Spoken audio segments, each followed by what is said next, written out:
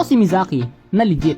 Siya ang number 66 global Lapu-Lapu at R7 ang pangalan niya ngayon. Siya lang naman ang pinakamalakas na top 1 Philippines sa Lapu-Lapu. Meron siyang 6,138 matches kay Lapu-Lapu at 66% na win rate. At sa videong ito ay malalaman natin kung kakayanin na ba ng kanyang lakas na putik ini-start ang putek. Sa videong ito ay malalaman natin kung kakayanin niya ba akong talunin sa pagitan ng Lapu-Lapu. By the way, maraming salamat sa inyong lahat sa mga tumulong sa akin na makuha tong Vulcan skin ni Lapu-Lapu. Shoutout sa inyong lahat mga kaibigan. Mula ngayon hindi ko na to kailangan kunin sa bio ko dahil ibang skin na lang kukunin ko doon. At dahil nga meron akong Vulcan skin ni Lapu-Lapu, maghanda ka na Mizaki dahil roses are red, Novaria is assassin. Kung nakafollow ka sa aking FB page, edi pogi ka na rin. At eto na nga, nagkakasabay na nga kami dito ng totoong Mizaki mga kaibigan. Malalaman natin kung kakayanin ba ng kanyang damage na tapatan ng aking Lapu-Lapu dahil eto na, magkakaalawan na kami, nagkakahampasan na kami ng aming attack. Pero joke lang, nag-recall pala muna ako. Tapos dito, edi kumukuha ako ng blue buff dyan, kaso biglang sumusugod si Mizaki ng ganun, kaya naman ilagan ko muna siya kasi low health ako, diba? Tapos nung nakita kong wala na siya dun sa blue buff, edi panahon na para ako naman yung mag blue buff, diba? Binalikan ko yung blue buff. Tapos sabi ko sa kanya, imo pa man ron, kasi hindi siya nakakaintindi ng Bisaya. Tamang sabi niya, Japanese daw yun.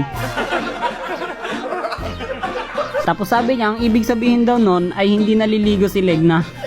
Bakit ganon? Tapos dito nga, tumatambay na naman siya sa blue buff ko. Grabe, ang hilig-hilig niya pumunta sa blue buff ko, no? Pero ang hindi niya alam ay kayang-kaya ko siyang patayin. Ang problema nga lang, nakalimutan ko munang mag-death. So inuna ko munang mag-death. Sabay my turn ka sa akin, boy! Asan ka ha? Asan ka? Nandito ka lang, bro. Katapusan na ng iyong kinabuhi dahil ako ay naka-late game na. Alam mo naman yung item ko, diba? Anti-Mizaki yung item tsaka emblem ko, boy. Katapusan mo na, boy. Eto na! Wapak!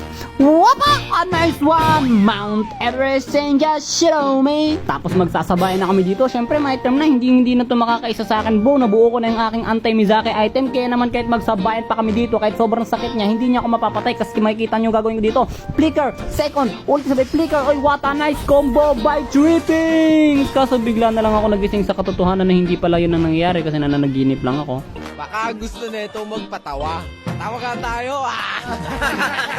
Pero syempre babawi tayo sa second game. Ginamit ko na dito yung Lightborn Lapu-Lapu ko. Tapos dito hinahabol niya na ako kasi low health na ako. Grabe, malapit na ako mamatay dito. Pero syempre kung hindi ako to, mamamatay na ako. Kasi ako to eh. So hindi ako mamamatay. Ang gagawin ko dito, magpapanggap ako na uwi.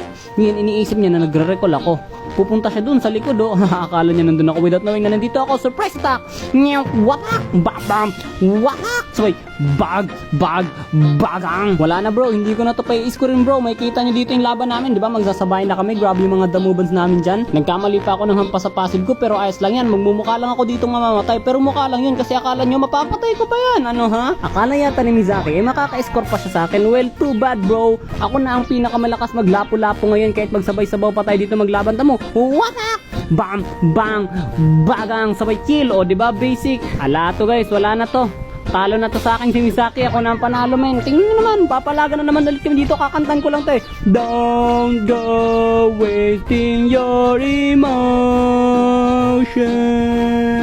Lay all your love on me. Tamo, low health na ako, pero papakitaan ko kayo ng pangmalupitang outplay kasi hakampasin ko to sabay. Wapak! O, diba? Patay pa rin siya sa akin. Tapos sa sobrang lakas ko, napasurrender na lang siya.